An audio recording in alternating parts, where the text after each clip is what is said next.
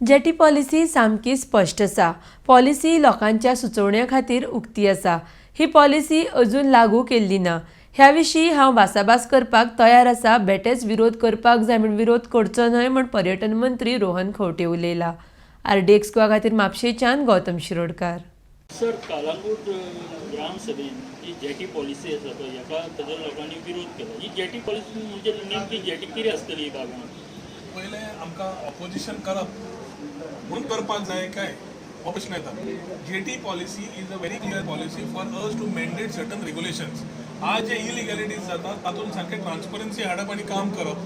जंय आमकां आतां बोटी वॉटर स्पोर्ट्स जावं जेटी टच एंड गो जावं कितें चल्लां तुका सगळ्यांक खबर आसा.